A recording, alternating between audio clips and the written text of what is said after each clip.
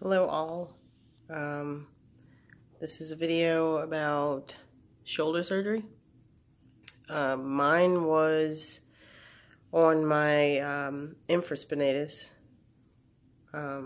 which is, I believe it's the top portion of the rotator cuff.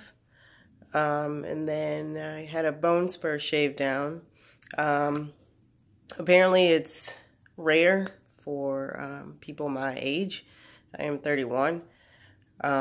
Lots of medical professionals, as well as my surgeon, have said that they typically do not see this type of tear in someone so young.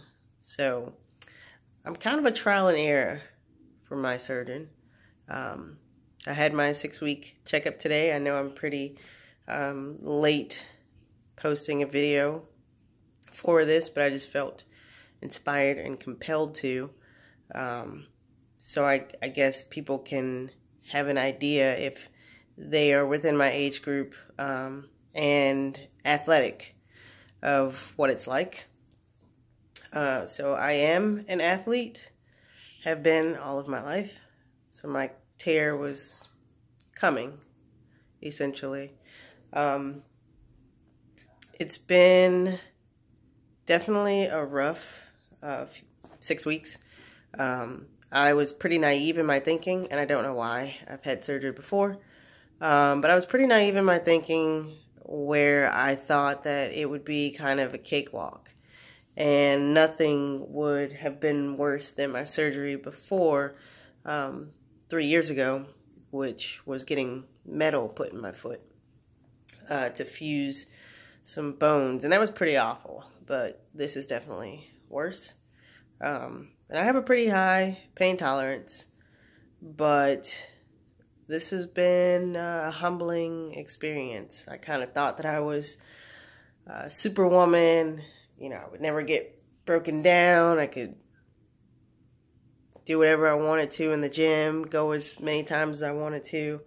And my job definitely encourages the physical activity. But like I said, this was humbling. Week 1 and 2 were definitely the most painful. I woke up every 30 minutes at least bawling because the pain was so severe. I recommend that you get a recliner if you can. I have a sectional, a pretty big one, so I decided to use that. Can't say that it's been the greatest, but definitely would not say lying on your back would be an option. Then I had my 2-week checkup.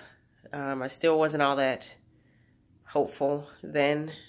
They told me, that I was going to start physical therapy, and just when I thought that the pain was going to be over with, or at least decrease, they informed me that physical therapy was going to be a painful process. So my first visit, I did not want to go back. It was pretty painful. There was a lot of, them moving my arm around, trying to figure out what I could and couldn't do and what my range of motion would be like. But over the weeks now, like I said, I just hit 6 weeks. So it's been a month now since I've been doing therapy. It's still very painful, uncomfortable, but I can definitely see the progress. Like I said, since I'm really their first, being this young and having this injury, it's kind of a like Hail Marys that they're throwing. They're pushing, or used to pushing, rest and still taking the pain meds and stuff, which I'm not going to say that doesn't apply to me because I'm younger, but that's all that they know. So I definitely follow the instructions. I won't lie, I don't necessarily use the pain meds except for at night. I'd recommend using half of whatever the pain meds they give you. I have hydrocodone, so I use half of that. And it's only at night because I want to be able to function. They recommend that you do not drive, but I'm stubborn. So I drive, which is why I only take my medication at night. And it helps to the sense where I was only sleeping maybe, like I said, 30 minutes to now maybe a good hour and a half. It still may not seem like a lot, but it's a lot better than 30 minutes. There's still a lot of soreness for whatever reason right here on the scapula. I'm very, very tender and sore there. But I make sure that I do my stretches periodically throughout the day.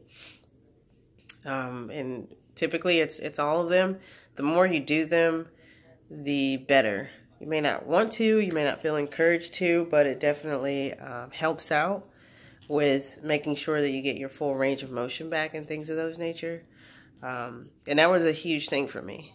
It was pretty painful to do a lot of the stretches and the pendulums and the bicep curls and stuff, but I mean, I was seeing, or I am seeing the results and doing them frequently, so I make sure that I do. Today I was told that I could try and move it on my own, my arm, as best as I could, because they want me to start trying to rebuild on my own instead of the passive movement. I can now do this on my own and try and do a little bit of movement there. It's not very high, but it's a milestone. I hope that this will help someone out, again, from a younger person's standpoint and from an athlete's standpoint. Nothing against, anyone else, but a lot of the videos that I saw, or at least that I hear from my doctors, they said they're not really used to active people like I am. Not necessarily saying that's a good thing. I was pretty stupid with my lifting and stuff. Well, not stupid in a sense where I hurt myself all the time, but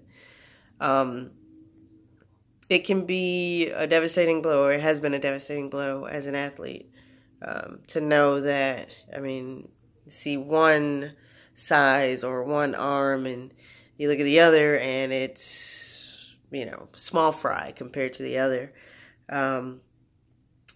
So like I said in the beginning, it's been a humbling experience. I'm glad that I at least fixed it. If I kept going on the path that I was going, I would have done a lot more damage. Probably something that I couldn't have corrected.